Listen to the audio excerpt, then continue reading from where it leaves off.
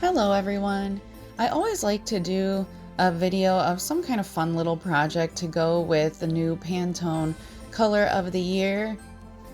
This year's color is Peach Fuzz, which is a really light peach that I hardly ever use in art, but I thought this would be a great color to use for a nice serene snow scene with watercolor, so I'm going to do a couple of ACEOs that are similar but a little bit different in their color schemes, all tied together with this Peach Fuzz color.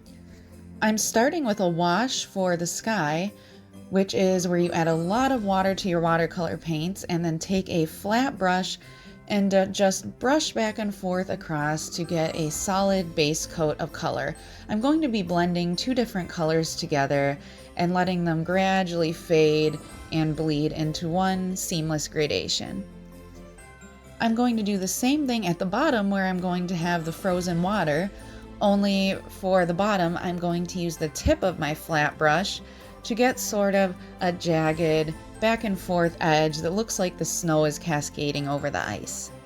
Next I'm adding some streaks of different complementing colors over the background, still very watered down. And this base is going to go behind our pine trees.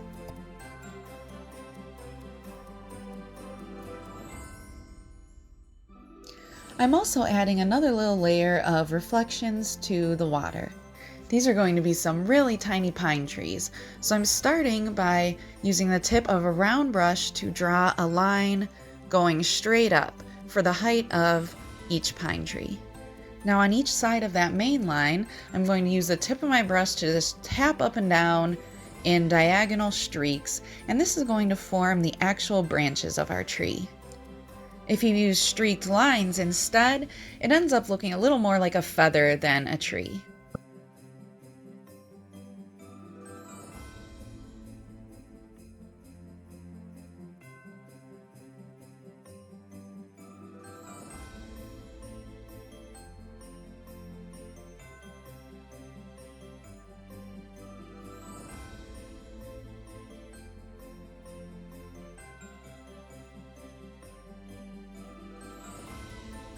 Now, white snow is never really just plain white because of the shadows and also the sun reflecting off of it. Again, since this is a really mini picture, I don't want to add too much, but I am going to streak a little bit of color along the top and bottom edges and kind of swooping down to give the look of hills. Anything that goes on too dark or has too hard of an edge, you can always blend afterwards with some extra water.